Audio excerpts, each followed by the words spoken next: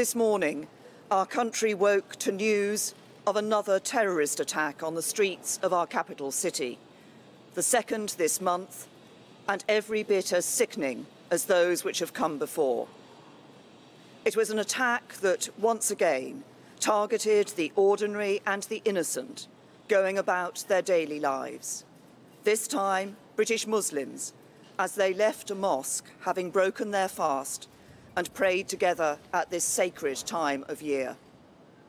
Today we come together, as we have done before, to condemn this act and to state once again that hatred and evil of this kind will never succeed. The Government's Emergency Committee COBRA has just met, and I can set out what we know about what happened and the steps that we are taking to respond. Just after 20 past midnight, the Metropolitan Police received reports that a van had been driven into a crowd of people on Seven Sisters Road in Finsbury Park. Officers were in the immediate vicinity as the attack unfolded and responded within 1 minute. Police declared it a terrorist incident within 8 minutes. One man was pronounced dead at the scene. 8 injured were taken to 3 separate hospitals, while 2 were treated at the scene for more minor injuries. The driver of the van, a white man aged 48, was bravely detained by members of the public at the scene and then arrested by police. The early assessment by the police is that the attacker acted alone.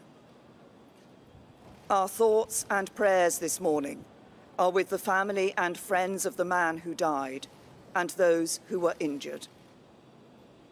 On behalf of the people of London and the whole country, I want to thank the police and the emergency services once again for responding as they always do, with great professionalism and courage. Extra police resources have already been deployed to reassure communities, and the police will continue to assess the security needs of mosques and provide any additional resources needed, especially during this final week before Eid al-Fitr, a particularly important time for the whole Muslim community. This was an attack on Muslims near their place of worship, and like all terrorism, in whatever form, it shares the same fundamental goal. It seeks to drive us apart and to break the precious bonds of solidarity and citizenship that we share in this country. We will not let this happen.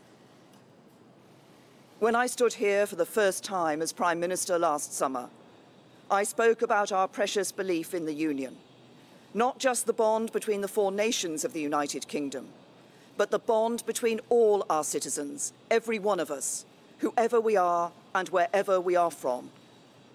At the heart of that bond is a belief in the fundamental freedoms and liberties that we all cherish. The freedom of speech, the freedom to live how we choose, and yes, the freedom to practice religion in peace. This morning we have seen a sickening attempt to destroy those freedoms and to break those bonds of citizenship that define our United Kingdom.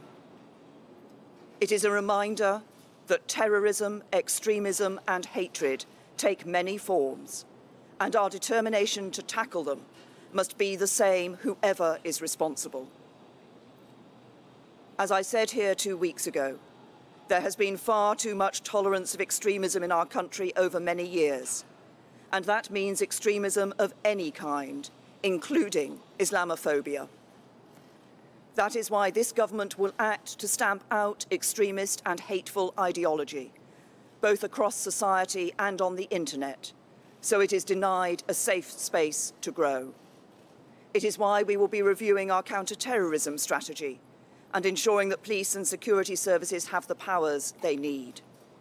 And it is why we will establish a new Commission for Countering Extremism as a statutory body to help fight hatred and extremism in the same way as we have fought racism. Because this extremism is every bit as insidious and destructive to our values and our way of life, and we will stop at nothing to defeat it. Today's attack falls at a difficult time in the life of this city, following on from the attack on London Bridge 2 weeks ago, and of course the unimaginable tragedy of Grenfell Tower last week, on which I will chair another meeting of ministers and officials later today. But what we have seen throughout, whether in the heroism of the ordinary citizens who fought off the attackers at London Bridge, the unbreakable resolve of the residents in Kensington, or this morning the spirit of the community that apprehended this attacker, is that this is an extraordinary city of extraordinary people. It is home to a multitude of communities that together make London one of the greatest cities on earth. Diverse, welcoming, vibrant, compassionate, confident, and determined never to give in to hate. These are the values that define this city. These are the values that define this country. These are the values that this government will uphold. These are the values that will prevail.